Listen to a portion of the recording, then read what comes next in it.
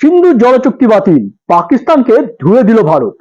নমস্কার বন্ধুরা, আমি সৌরভনাথ আর আপনারা দেখছেন নিউজ ইনসাইড বাংলা। ভারত কি সত্যি আন্তর্জাতিক মঞ্চে পাকিস্তানকে জলহীন করে মারার চক্রান্ত করছে, নাকি বছরের পর বছর ধরে নিজেদের চরম ব্যর্থতা ঢাকার জন্য আন্তর্জাতিক দুনিয়ার কাছে কেঁদে কেটে করুণা ভিক্ষা করছে পাকিস্তান? সম্প্রতি ভারতের স্বরাষ্ট্র ও পররাষ্ট্র মন্ত্রকের উচ্চ পর্যায়ের সূত্র থেকে একটি অত্যন্ত বিস্ফোরক বার্তা সামনে এসেছে। ভারতের বার্তা একদম সাফ। বর্তমান পরিকাঠামোয় 1960 সালের সিন্ধু জল চুক্তি আর একদিনও চালানো সম্ভব নয়। একদিকে সীমানার ওপার থেকে নিরবিচ্ছিন্ন সন্ত্রাসবাদ, আর অন্যদিকে জলবন্টন নিয়ে ভারতের বিরুদ্ধে বিশ্বমঞ্চে অপপ্রচারের নোংরা খেলা। সবকিছুর বিরুদ্ধে এবার চরম সিদ্ধান্ত নিল নয়াদিল্লি। ভারত সাফ জানিয়ে দিয়েছে, পাহেলগামের জঙ্গি হামলার পর থেকেই এই চুক্তিকে স্থগিত বা অ্যাবায়েন্সে রাখা হয়েছে। তবু শুধু এটুকুই নয়, পাকিস্তানের সমস্ত অভিযোগকে অসার প্রমাণ করে একের পর এক সরকারি ডেটা প্রকাশ্যে এনেছে ভারত। আজকের এই বিশেষ ভিডিওতে আমরা একদম সহজ ভাষায় হিসাব কষে দেখিয়ে দেব কেন পাকিস্তানের কান্না সম্পূর্ণ ভণ্ডামি এবং কেন ভারতের এই কড়া পদক্ষেপ সময়ের সবচেয়ে বড় দাবি। পুরো ভিডিওটি ইন ডেপথে বুঝতে ভিডিওটা শেষ পর্যন্ত দেখুন। আর আপনি যদি নিউজ ইনসাইড বাংলায় প্রথমবার এসে থাকেন তবে অবশ্যই সাবস্ক্রাইব করে বেল আইকনটি প্রেস করে রাখুন। তথ্যের কাঠগড়ায় পাকিস্তান, জলের হিসাব ও পরিসংখ্যান। আসুন এবার মূল পরিসংখ্যানে আসা যাক। পাকিস্তান এতদিন ধরে বিশ্বমঞ্চে দাবি করে আসছে যে ভারত নাকি উজানে বাঁধ দিয়ে তাদের অংশ কেটে নিচ্ছে এবং পাকিস্তানি কৃষকদের জলহীন করে মারছে। কিন্তু ভারত সরকারের প্রকাশ করা তথ্যে যা সামনে এসেছে তা শুনলে যে কোনো বুদ্ধিমান মানুষ তাজ্জব হয়ে যাবে। ভারত স্পষ্ট জানিয়েছে, পাকিস্তানের জল সংকট বা তাদের কৃষিদের খরার কারণ ভারত নয়, বরং পাকিস্তানের নিজেদের চরম অব্যবস্থাপনা ও দুর্নীতি। চুক্তির নিয়ম অনুযায়ী পাকিস্তানের নদীগুলোর জল থেকে মোট বরাদ্দ দেওয়া হয়েছে 135 মিলিয়ন একর ফুট বা 135 MAF। কিন্তু জানেন কি, এই বিপুল পরিমাণ জলের মধ্যে পাকিস্তান নিজেদের কৃষি জমিতে মাত্র 104 MAF জল ব্যবহার করতে পারে। তাহলে প্রশ্ন উঠছে, বাকি জল কোথায় যায়? পরিসংখ্যান বলছে পাকিস্তানের বরাদ্দ করা 135 MAF জলের মধ্যে 35 MAF জল কোনো কাজেই লাগে না, সোজা ধেয়ে গিয়ে পড়ে আরব সাগরে। বিষয়টা গভীরতা একটু তলিয়ে ভাবুন। এই 35 MAF জল কিন্তু সিন্ধু চুক্তিতে ভারতের মোট বরাদ্দ করা জলের থেকেও বেশি। সিন্ধু চুক্তিতে ভারতের ভাগে রয়েছে মাত্র 33 MAF জল। অর্থাৎ ভারত পুরো বছরে যে পরিমাণ জল ব্যবহার করার অধিকার পায়, পাকিস্তান শুধু তাদের অযোগ্যতা আর পরিকাঠামোর অভাবে তার চেয়েও বেশি জল সমুদ্রে ভাসিয়ে নষ্ট করে দেয়। শুধু তাই নয়, গত বছরের খরিফ মরশুমের কথা যদি ধরা হয়, একা ওই একটি মরশুমেই পাকিস্তানের 30 MAF এরও বেশি জল সমুদ্রে গিয়ে অপচয় হয়েছে। এরপর যখন শুষ্ক বা লিন মরশুম আসে, তখন ভূপৃষ্ঠীয় প্রবাহ বা সারফেস রান অফ হিসাবে আরো 3 MAF জল তারা নষ্ট করে ফেলে। দশকের পর দশক ধরে যেখানে পাকিস্তান নিজেদের দেশে একটা ভালো বাঁধ বানাতে পারেনি, জাতীয় ও আন্তঃপ্রাদেশিক স্তরে জল সংরক্ষণের কোনো পরিকাঠামো গড়ে তুলতে পারেনি, সেখানে নিজেদের এই ঐতিহাসিক ব্যর্থতা ঢাকতে প্রতিবার ভারতের দিকে আঙুল তোলা ছাড়া এদের আর কোনো পথ খোলা থাকে না। সন্ত্রাসবাদ, পেহেলগাঁও হামলা ও কূটনৈতিক মোড়। তবে গল্প শুধু জলেই আটকে নেই, এর পেছনে রয়েছে পাকিস্তানের তৈরি রক্তক্ষয়ী সন্ত্রাসের ইতিহাস। ভারত দীর্ঘদিন ধরেই একটা নীতি মেনে চলেছে, রক্ত আর জল একসাথে বইতে পারে না। পাহেলগামে যখন কাপুরুষোচিত সন্ত্রাসে হামলা চালানো হলো এবং তার পেছনে যখন সীমান্তের অপর পারে মদতের প্রমাণ পাওয়া গেল, তখন ভারত সিদ্ধান্ত নেয় এভাবে আর চলতে পারে না। ভারত সরকার পাকিস্তানকে স্পষ্ট ভাষায় চুক্তি পুনর্নির্বাচনের নোটিশ দিয়েছিল। ভারত বলেছিল প্রযুক্তি বদলেছে, জনসংখ্যা বেড়েছে, জলবায়ুর বড় পরিবর্তন ঘটেছে, তাই বসে কথা বলে নতুন পরিকাঠামো তৈরি করা দরকার। কিন্তু পাকিস্তান সেই আলোচনায় তো বসেইনি, উল্টে ভারতের পাঠানো নোটিশের কোনো উত্তর দেওয়ারও প্রয়োজনটুকুও মনে করেনি। যার ফলে ভারত বাধ্য হয়ে 1960 সালের ঐতিহ্যবাহী এই চুক্তিকে আপাতত স্থগিত বা অ্যাবেয়েন্সে রাখার ঐতিহাসিক সিদ্ধান্ত নিয়েছে।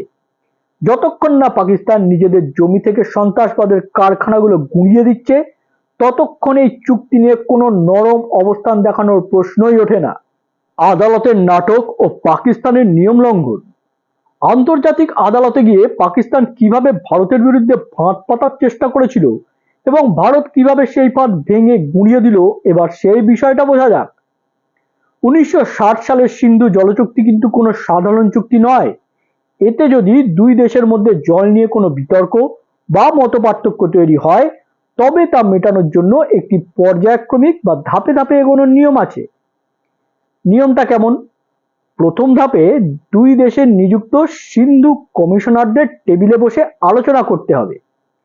দ্বিতীয় ধাপে কমিশন ব্যর্থ হলে দুই দেশের সরকার পর্যায়ে সরাসরি দ্বিপাক্ষিক বৈঠক হবে।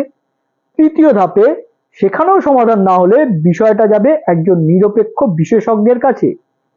চতুর্থ ধাপ, এবং ওপরের সবকটি পদ বন্ধ হয়ে গেলে তবেই সবশেষে হেগের কোর্ট অব আরবিট্রেশন বা আন্তর্জাতিক সালিসি আদালতে যাওয়া যাবে। কিন্তু পাকিস্তান কি করলো? নিয়ম কানুন আইন ধারা সব বুড়ো আঙুল দেখিয়ে তারা মাঝের সমস্ত ধাপ টপকে সরাসরি চলে গেল হেগের স্থায়ী সালিসি আদালতে।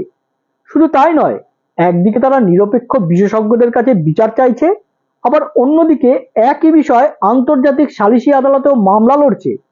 অর্থাৎ চুক্তিটাকে একদম ছেলে খেলা বা তামাশায় পরিণত করেছে ইসলামাবাদ।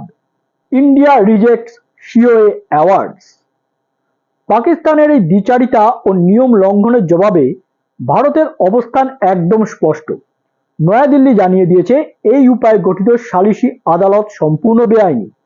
ভারত এই আদালতের কোনো প্রক্রিয়ায় অংশ নিচ্ছে না, এবং এই আদালত থেকে যদি ভবিষ্যতে পাকিস্তানের পক্ষে কোনো নির্দেশ বা রায় দেওয়াও হয়, তবে ভারত তার 1% মানতে বাধ্য নয়। ভারত নিরপেক্ষ বিশেষজ্ঞের বিচারে যোগ দিচ্ছিল, কিন্তু পেহেলগাম হামলার পর যখন পুরো চুক্তি স্থগিত রাখা হয়েছে, তখন সেই প্রক্রিয়াতেও অংশ নেওয়া আপাতত বন্ধ রেখেছে নয়াদিল্লি। ঐতিহাসিক অপচেষ্টা ও জলবিদ্যুৎ প্রকল্প।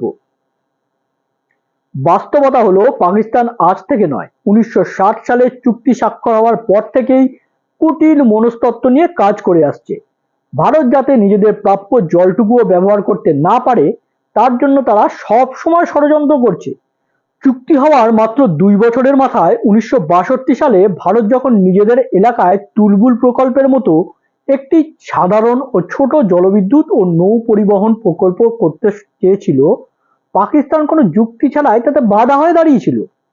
ভারতের ছোট ছোট রান অফ দ্য রিভার প্রকল্পে আপত্তি তোলায় পাকিস্তানের প্রধান কাজ হয়ে দাঁড়ায়। অথচ বিগত 6 দশকে গঙ্গা, সিন্ধু ও তার উপনদীগুলোর ভৌগোলিক ছবি বদলে গেছে জলবিদ্যুৎ উৎপাদনের প্রযুক্তি। বিশ্ব উষ্ণায়নের কারণে হিমবাহ গলছে, আর দুই দেশেরই জনসংখ্যা ও জলের চাহিদা বহুগুণ বেড়ে গেছে।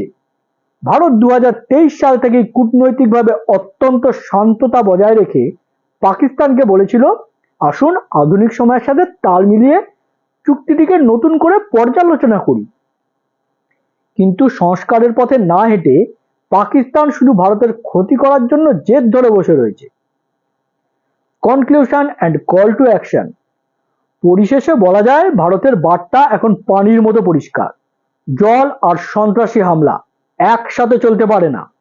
নিজেদের দেশের লক্ষ লক্ষ কোটি টাকা খরচ করে বাঁধ না বানিয়ে সেই টাকা জঙ্গি লালন পালনে ব্যবহার করবে পাকিস্তান, আর অপচয় হওয়া জলের দায় ভারতের উপর চাপাবে। এই নোংরা খেলা আর সহ্য করা হবে না। চুক্তি যদি বজায় রাখতে হয়, তবে পাকিস্তানকে জল পুনর্নির্বাচনের নোটিশ মেনে ভারতের সাথে আলোচনায় বসতেই হবে, এবং সীমান্ত পেরিয়ে সন্ত্রাস পাঠানো পুরোপুরি বন্ধ করতে হবে। তা না হলে সিন্ধু নদের জল ভারতের নিজস্ব প্রয়োজনেই ব্যবহৃত হবে, আর পাকিস্তানের কপালে জলকষ্ট ছাড়া আর কিছুই জুটবে না। ভারতের এই কঠোর নীতি নিয়ে আপনার ব্যক্তিগত মতামত কি? ভারত কি সম্পূর্ণভাবে সিন্ধু চুক্তি বাতিল করে দেওয়া উচিত বলে আপনি মনে করেন? আপনার উত্তর আমাদের কমেন্ট বক্সে লিখে অবশ্যই জানান। বিশ্লেষণটি ভালো মনে হলে ভিডিওটি লাইক করুন এবং বন্ধুদের সাথে শেয়ার করে ছড়িয়ে দিন। দেশ, রাজ্য ও আন্তর্জাতিক রাজনীতির এমন সত্য ও গভীর বিশ্লেষণ দেখতে এখনই সাবস্ক্রাইব করুন নিউজ ইনসাইট বাংলা।